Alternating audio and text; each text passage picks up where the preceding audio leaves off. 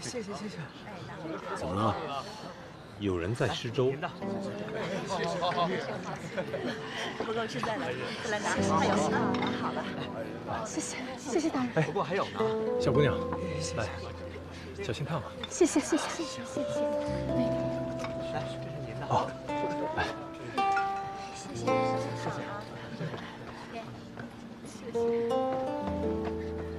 好。给您谢谢。参见侯爷。下一个。你这是干什么呀？小心烫啊！是。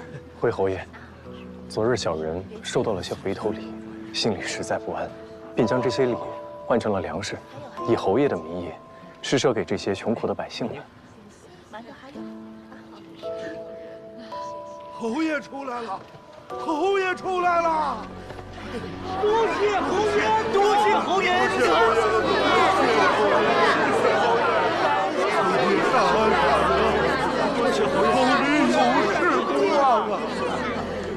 好了，侯爷施粥给你们，是想让你们吃饱肚子。去领吧。多谢侯爷！好，领粥去！快！都有啊。小人自作主张，还请侯爷恕罪。藏海啊，没想到这件事你办得挺漂亮，我倒小看你了。侯爷，真是折煞小人了。小人不敢忘记自己是侯爷的人，那些礼物太过于贵重，我若是收下了，便是替侯爷欠下了人情。今日这样做，想必他们也不会再送礼了。再送，你就收着。难不成你觉得本侯没有本事替人消灾解难？小人不敢这样想。待会儿施完粥，你自去本侯的书房把魏辽子给取来。跟着本侯不能只看四书五经，兵书也要多看看。是。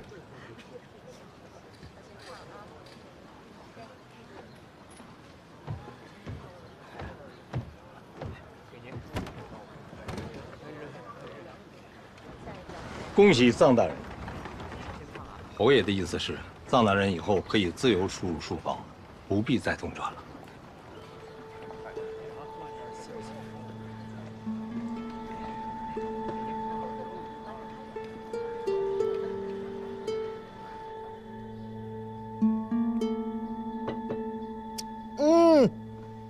用这玉做的茶壶喝茶，好像味道都妙了几分呢。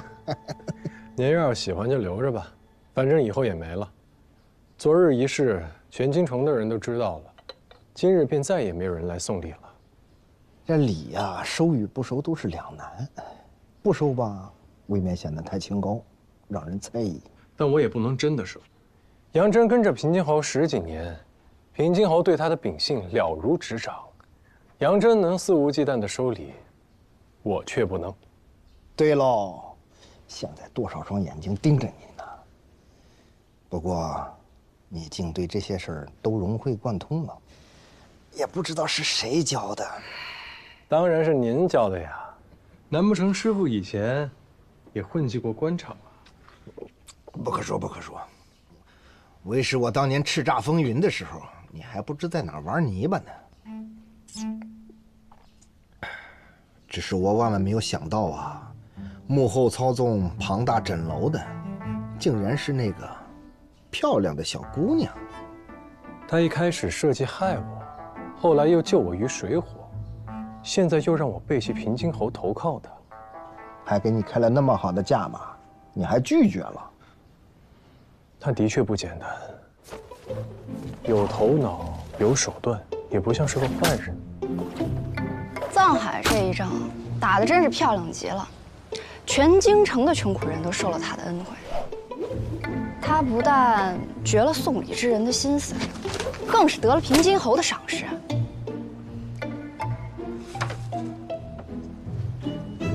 你失算了。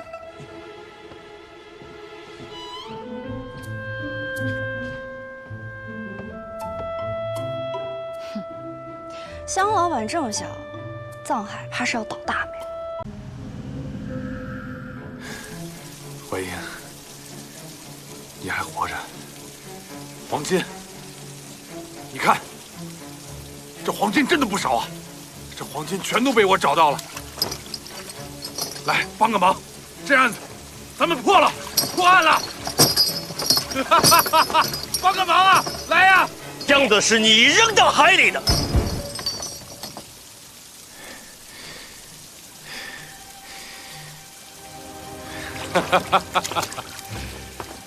怎么可能呢？别装了，这本就不是一起黄金走私案，这是一起军械走私案。黄金只是用来交易的。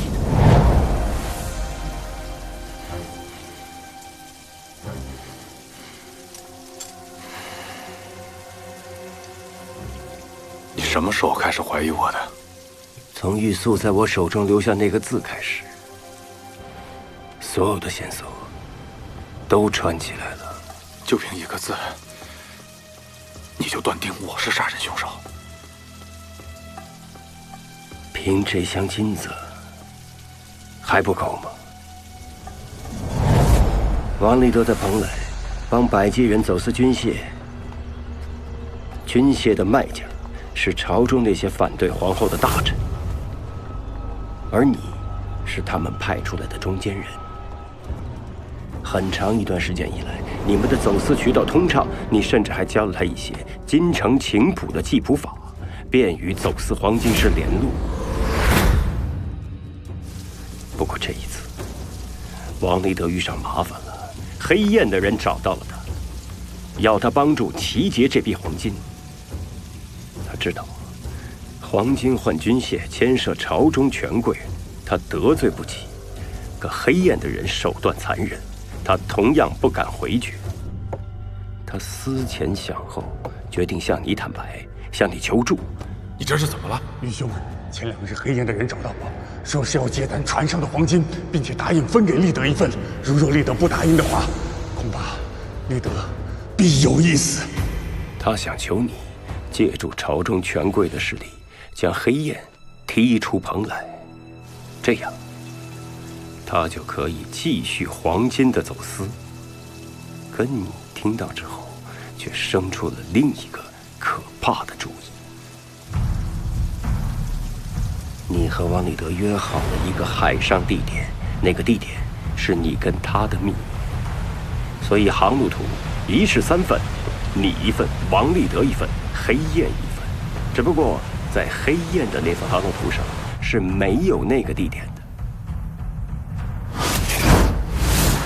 这也就是你打算独吞黄金的地方。王立德按照你们的计划，迷晕了黑燕的船员。王立德途中在小岛停留，是在等待和你约定的时间。可当你上船的时候，他发现你没有带一兵一卒，他便起了疑心。怎么就来了你一个？你带着人呢？他们都在后面的大船上，随后就到。船舱里面我都已经解决完了。黄金呢？这边。怎么放在这里？越是明显，越是不会引人生疑。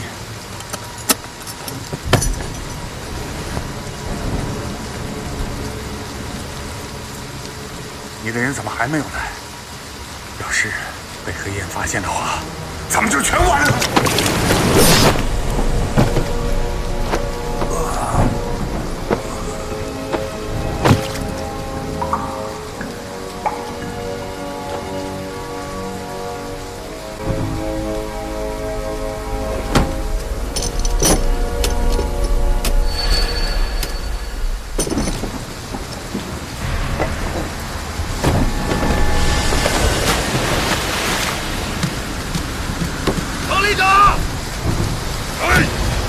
王立德坠海是个意外，不过你并不担心。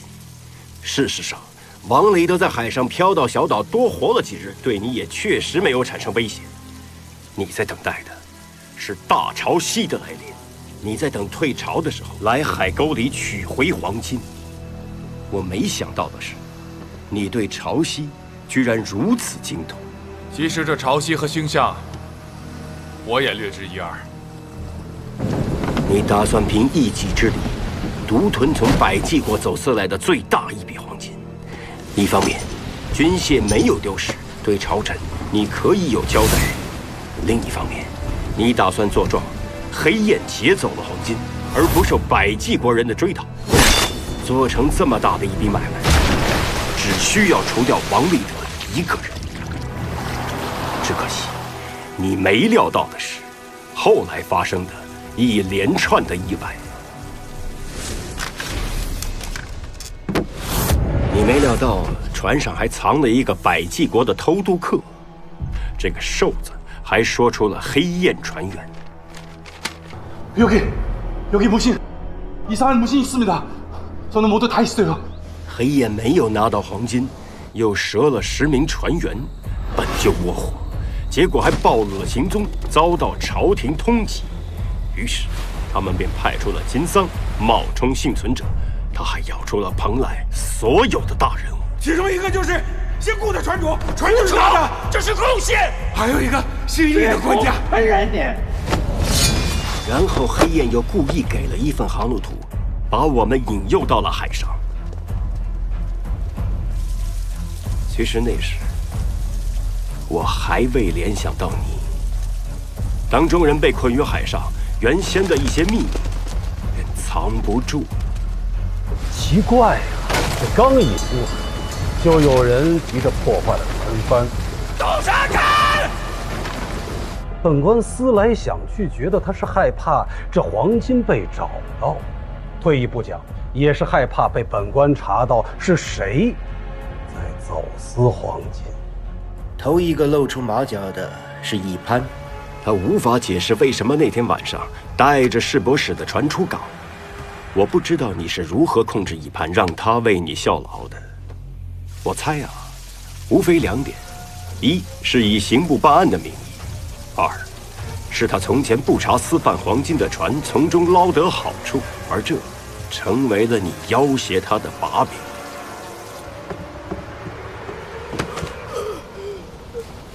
有人想杀易司使和我灭口。黄金船出事的那一晚，易司使被一个神秘人出了海。那人是谁？他不肯说，说泄露了秘密。 会掉脑袋！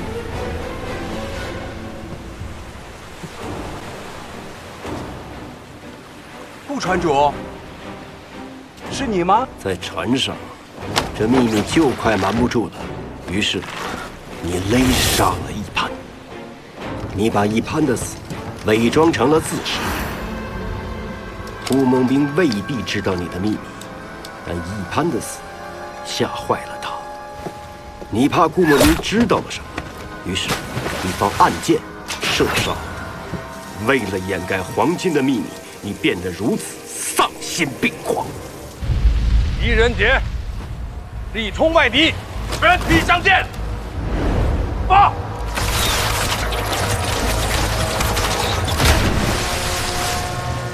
我万万没想到，你最后一个想杀的人是我。 为什么？为什么这箱金子让我的朋友变成了一个恶魔？这箱金子可以让我换回我要的东西，你懂吗？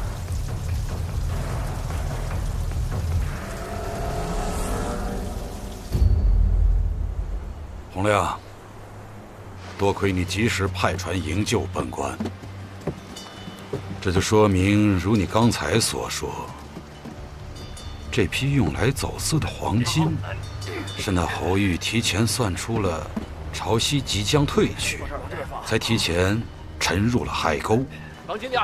哎，这狄仁杰办案有点意思。好，那是本官错怪狄明府了。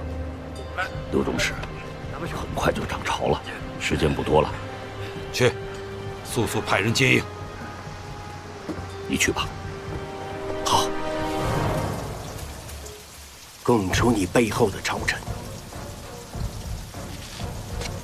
跟我回去自首吧。你住嘴！我侯家3代为大唐效力，我祖父从小就教我天文海誓，让我成为不世之才。但皇后掌权，我没有指望了。那些不服皇后的老臣，个个都不是什么好人。他们让我去走私黄金，让我和王立德这样的人为伍。王立德是什么？是个屁！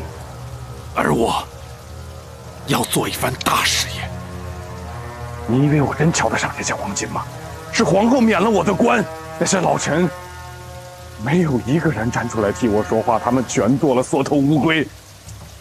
你现在只有投案自首这一条路了。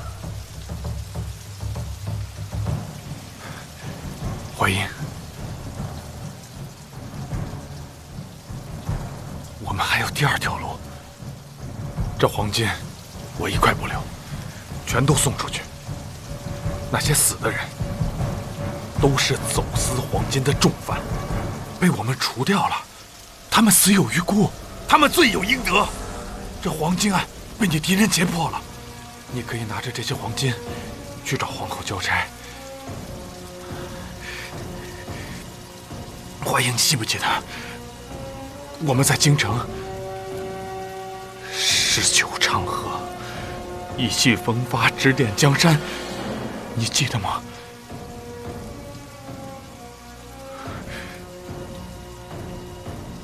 帮我一次好吗？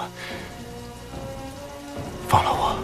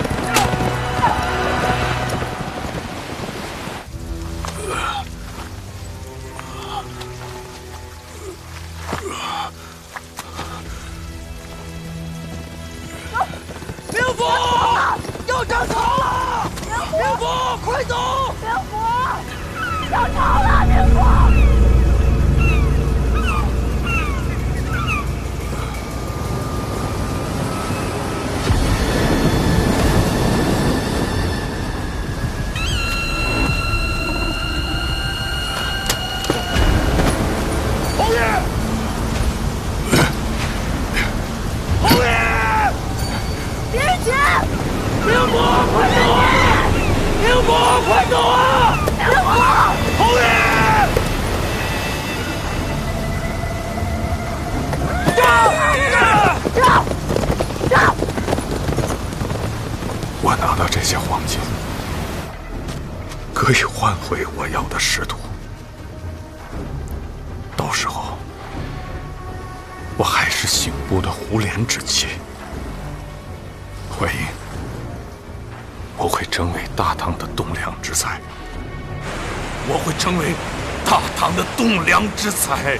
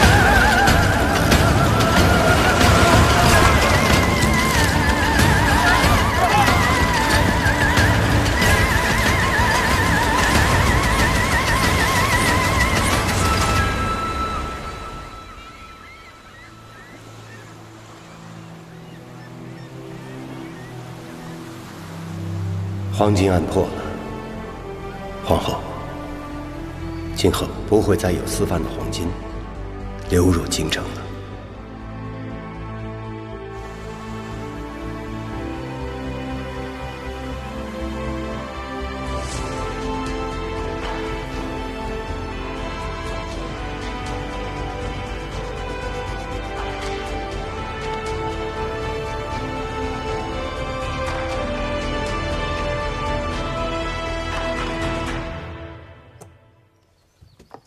洪生，哎，你慌慌张张的干什么去啊？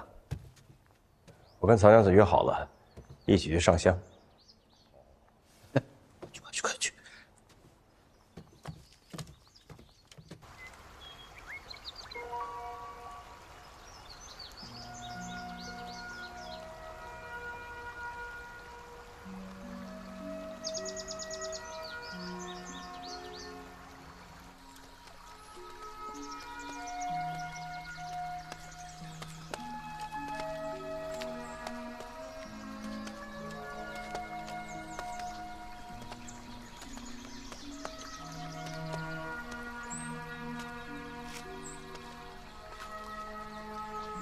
怎么了？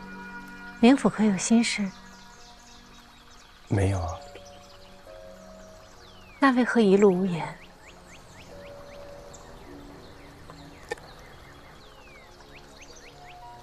今日天气不错，难得，是吗？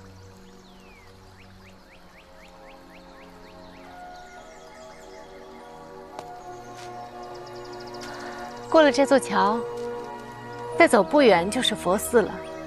冥府信佛吗？不信。那你呢？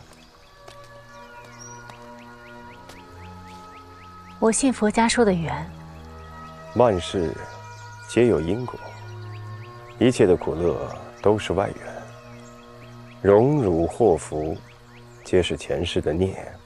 现在虽有，缘尽又归于无，所以得之不喜，失之不忧。一切随缘。冥府说不信佛，可开口便是佛理。道听途说。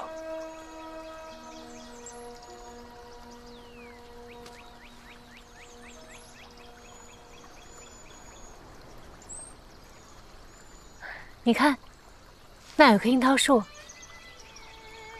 还真是棵樱桃树，生在这崖壁上，也是不易啊。天地入长夜，生死两茫茫。小时候，家父落难，我和家母被流放到偏远干涸之地，饥渴难耐。幸好遇到了一棵樱桃树，我们才得以存活。说来，我和这樱桃树还是很有缘。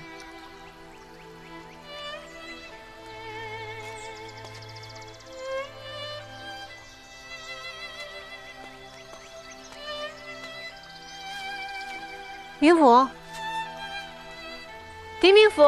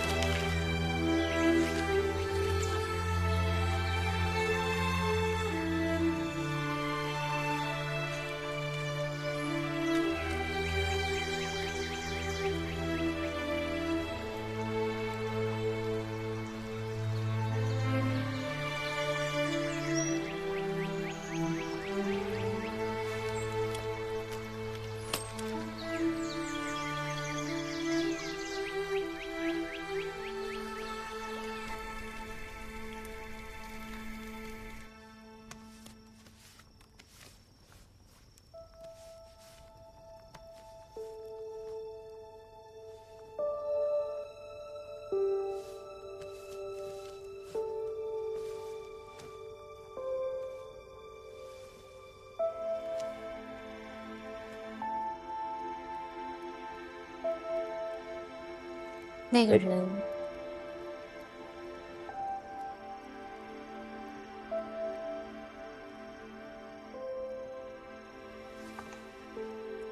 当年一个小女孩，家里惨遭横祸，那个人救了你，所以你才来到旁来，是为了他。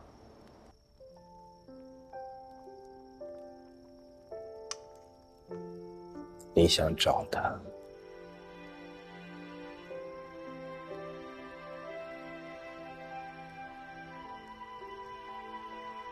那你今日为何？远方其实一无所有。远方未必一无所有。回应啊，回应！来来来，哎，坐，哎，吃点水果。我去备晚饭啊，留下来吃个晚饭，好吧？不用了，我也该告辞了。哎呀，留下来，吃个饭，好好聊聊。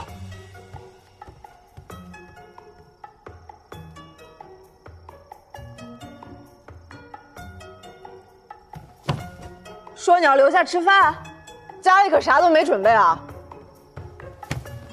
你拉我干嘛？哎呀，瞎说什么？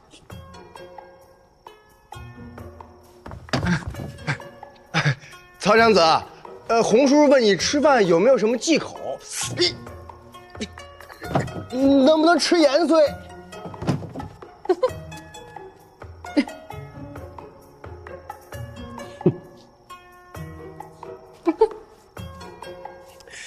他们平时不这样，今日也不知是怎么了。他们只是想知道我们怎么了。那我们怎么了？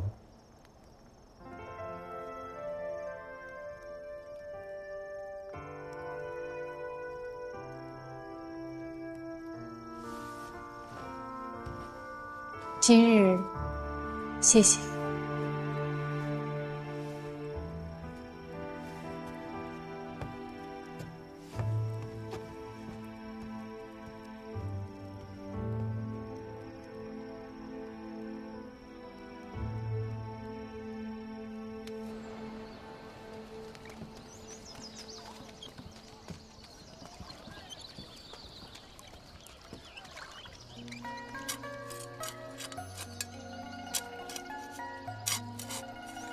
没想到你真中了革命报数。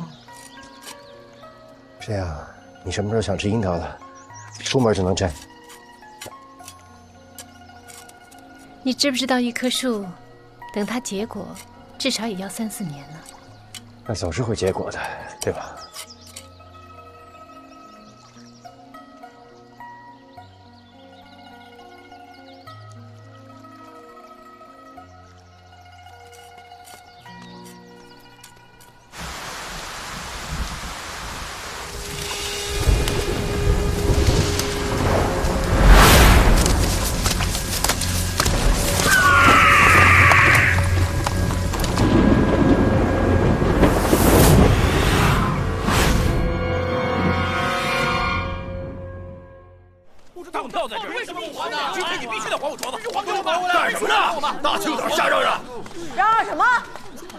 这是衙门，胆子也太大了吧！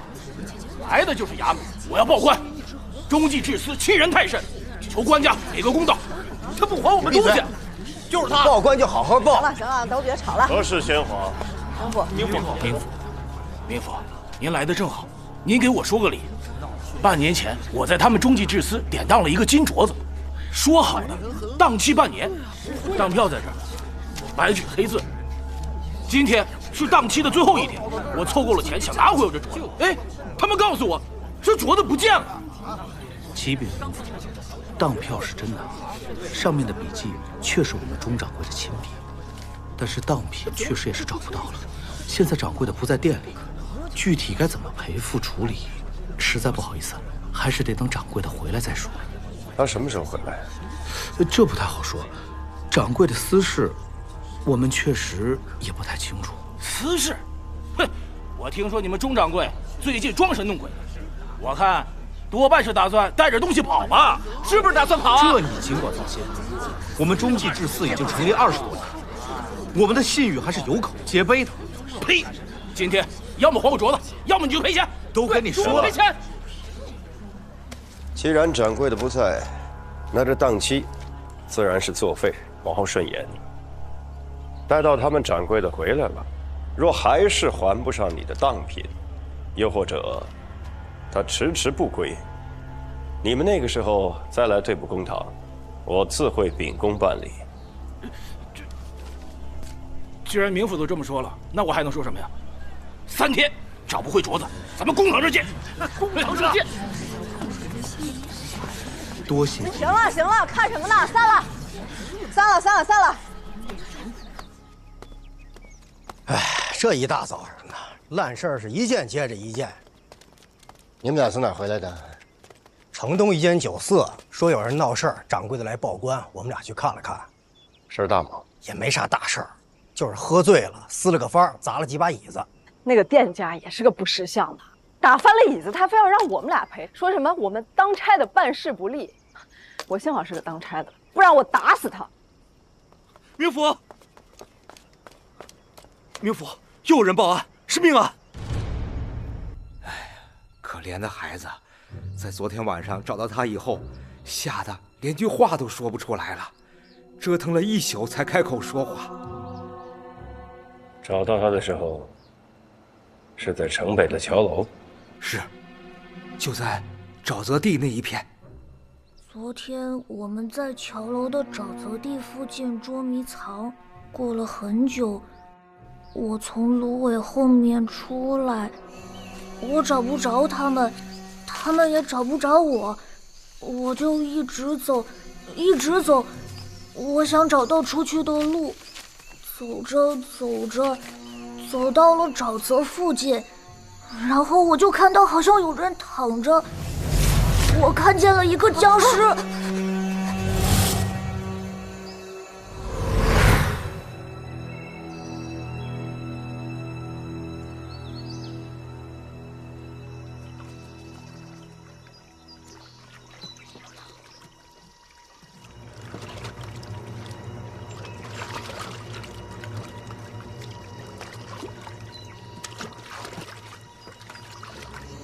我地府！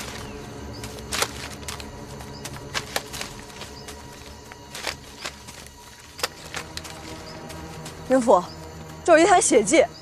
哎，这儿也有，一定是在这儿遇刺，然后就开始爬。往哪儿爬？啊？桥楼。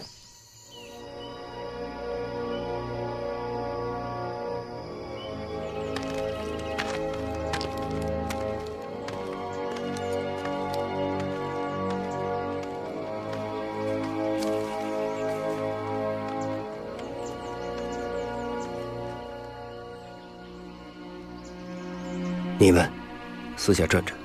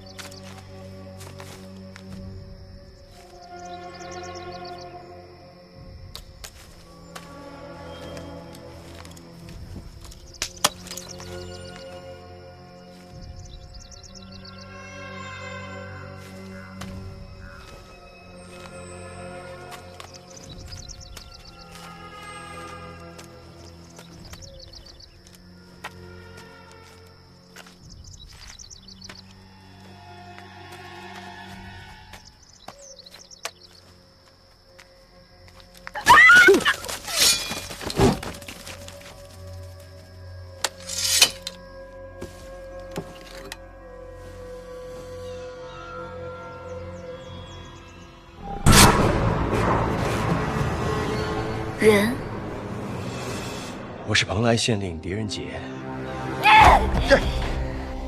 娘子，我并无恶意，我只是过来例行询问。昨日晚间，你在何处？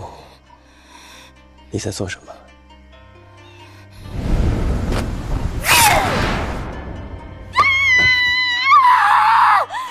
你有什么资格来这里？你走开！娘子。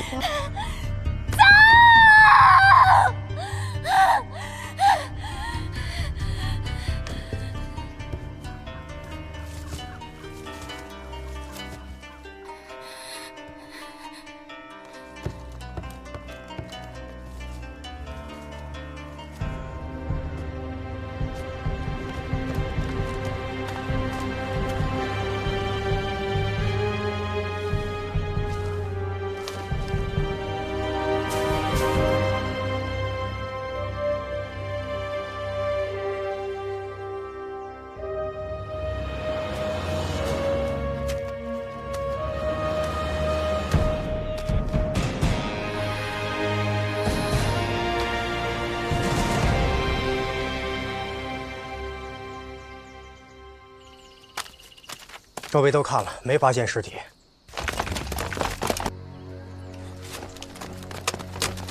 你们是何人？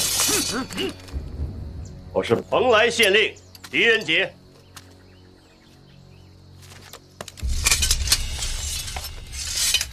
我们奉命在此巡逻，这一带时常有百计的细作，还有走私犯的出没。你们在此地可曾发现一具尸体？我为什么要告诉你？放肆！我是蓬莱县令，这里发生的所有案件都归我管。被我们抬走了。抬去了哪里？军营。你们在哪儿发现的尸体？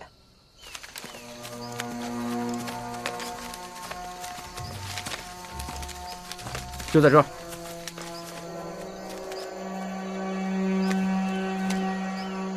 为什么不先报官？为什么要把尸体挪走？是李校尉让我们抬回去的。他有什么权利这么做？明府，这个您就得问李校尉了。带我去见他。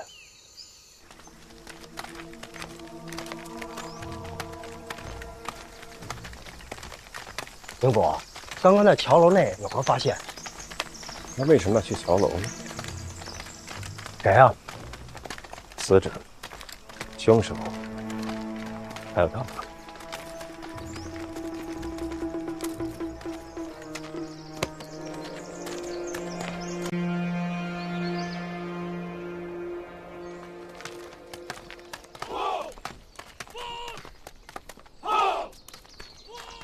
军营重地，闲杂人等严禁入内。这位是蓬莱县令狄明府，需登记入部。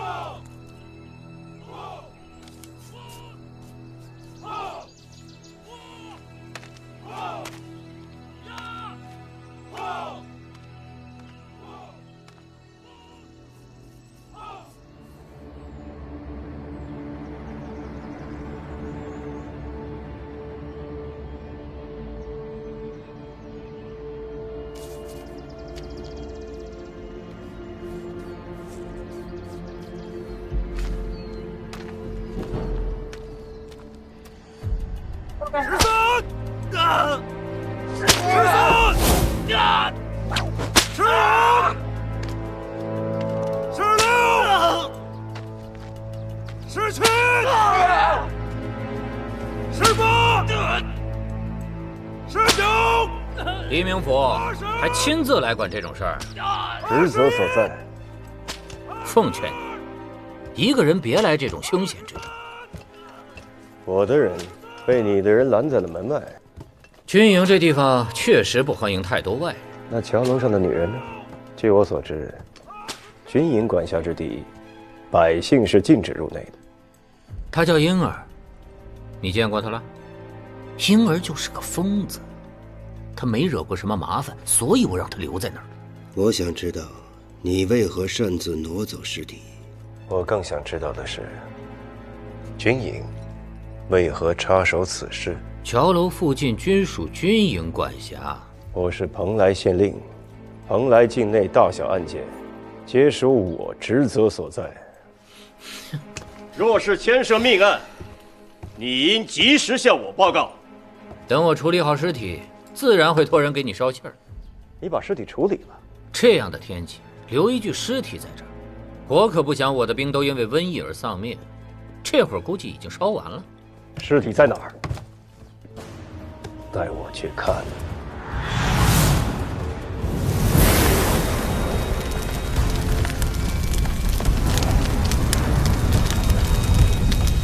止步！让他去。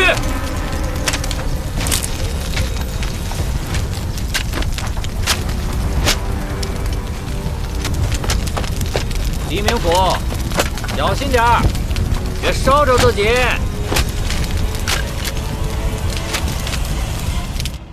什么破规矩？凭什么不让咱们跟明府进去？这你就不懂了。这军营里边啊，最多的就是规矩。我当兵那时候可没少受这规矩的苦，所以有时候啊，你要是不懂吧，就别吭气儿。你要做甚？闲来无事，正好练练手。你就不好奇吗？这破箱子才上个锁，里面装的啥？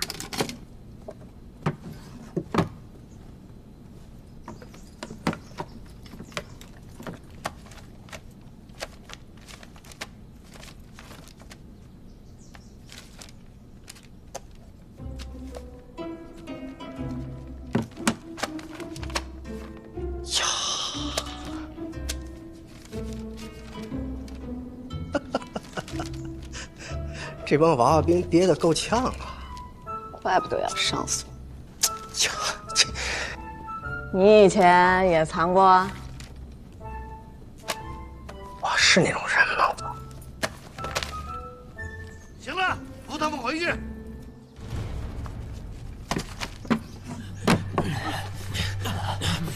你轻点儿，慢点，慢点。